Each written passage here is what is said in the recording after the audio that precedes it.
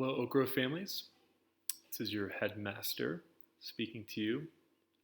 I thought during this time of social distancing and a whole flurry of emails, you might appreciate a bit more of a personal touch and address from me about where we are as a school and where we're going, and a few important reminders.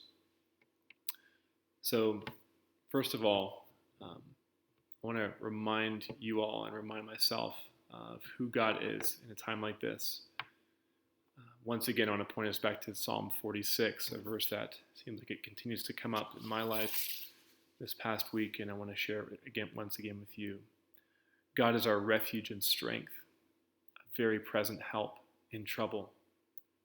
Therefore, we will not fear, though the earth gives way, though the mountains be moved into the heart of the sea, though its waters roar and foam, though the mountains tremble at its swelling. No matter what is happening around us, even catastrophic events, God is the same yesterday, today, and forever, and He is an ever-present help. Let's keep that in mind. Let's also understand the times in which we live. Let's be mindful and discerning of what is going on around us and what is our role as believers and as parents and as teachers, as leaders in this time. There's a lot of fear and uncertainty going on. People worried about the economy, worried about their health and safety. Let's remember that the Lord is in control. At the same time, I want you to know that as an administration in school, we are praying for you as families, and we know this is a time where it's very easy to be anxious, and there is a lot of uncertainty, and some of you are legitimately and truthfully struggling. And so we want to be here for you. We want to encourage you in that. We know there's a lot of personal and family adjustments being made to schedules. Time that we used to have doing other things is now being much reduced. And there's a much added weight of responsibility, especially for the children at home, but even in other areas. During times like this, and really during all times, I know the Lord reminds me often to consider what is it He is trying to teach me during this situation. The Lord is always trying to teach us something. He is always at work. He's always working. The problem is we're not always paying attention, or we're not willing to learn what He's trying to teach us. I want to encourage you, as I'm trying to encourage my own heart, to be teachable and humble and responsive to what the Lord is trying to do in me and in my family and in our school during this time. I'm reminded of Romans 5, suffering produces perseverance, perseverance character, and character hope. And hope does not disappoint us because God has poured out His love into our hearts by His Holy Spirit. This is a time of trial and suffering legitimately for many of us, and certainly for many in our country and the world right now. Pray that we would persevere and be steadfast in this. That is the way the Lord would want to have us to respond. Real quickly, where are we as a school? The administration, the academic team, they're doing a great job. I'm so proud of them and all the communication that's gone out, and how hard they have very quickly executed a plan to keep the academics flowing. A lot of schools around us have completely come to a halt, and I'm so proud of the teachers and directors that Oak Grove has not come to a halt. We are continuing to move forward, and we are learning as we're going. We're trying to be responsive, and we do not claim to be experts at online communication at all. We do not claim to have the perfect plan, but we do have a plan, and we're trying to be very wise and methodical in how we are carrying it out. So I just want to commend the admin, Mrs. Green, Coach C, Mrs. Sherman, for all the ways they have been supporting teachers and parents and communicating, and directors. You're doing a fantastic job leading your teachers, communicating with parents as well, and troubleshooting and making plans. So moving forward, where are we heading? What does it look like in the future?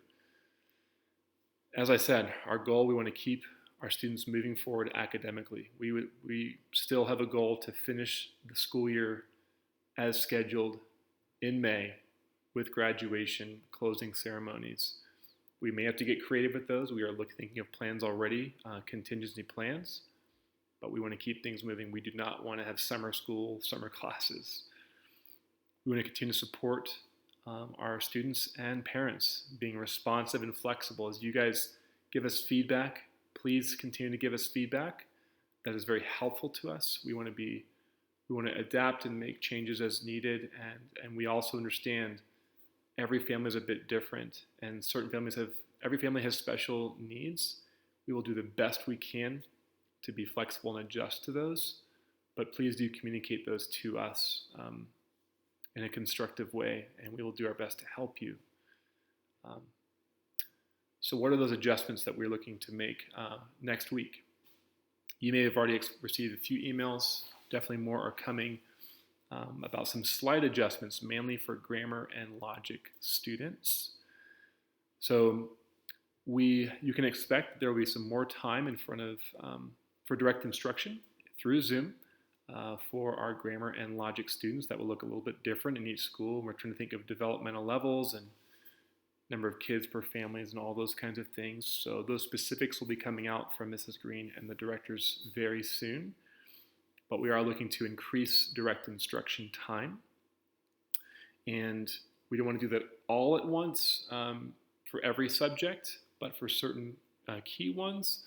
We're going to see how that plays out before we do it more fully. We want to be wise and cautious and thoughtful in this process and not overwhelm anybody in that. A few closing words. I want to wrap this up. I know your time is precious. Number one, let us make every effort to keep the unity of the Spirit through the bond of peace. As Paul writes to the Ephesians, I therefore, a prisoner for the Lord, urge you to walk in a manner worthy of the calling to which you've been called, with all humility and gentleness, with patience, bearing with one another in love, eager to maintain the unity of the Spirit in the bond of peace. Let's stay unified. Number two, with that as an application, let us be on guard against gossip, against slander, against unhelpful criticism or complaining. That is not what God has called us to. That's not what we want to model to our friends, to our children. Let us sort of look to build each other up and encourage one another and be patient with one another. Number three, it's God's will that we be thankful in all circumstances. As hard as this is, let's look for ways to give thanks. For one, this is a very unique opportunity we have to be together as a family, to slow down from the rapid, fast pace of American life, simplifying our commitments to just being together, food on the table, praying together, serving one another, laughing together, play games, bake some special goodies, learn a new skill, read some great literature, some stories. This is a wonderful time for that, to slow down as a family and enjoy the time that we have. Number four, let's remember to submit to the authorities that God has put in place. The Department of Health, our governor, president, and the administration of our nation. They are working hard to try to slow down the spread of this virus. Let's show a good example to our children of submitting to the guidelines that are put in place as families, as individuals, even though I know that they are very difficult. Our children are watching us in this. Finally, number five, be still and know that the Lord is God. He's in control of this. He is not taken by surprise. He's got everything in his hands. Love you, Oak Grove, and look forward to what God's going to continue to teach us in the midst of this. See you later.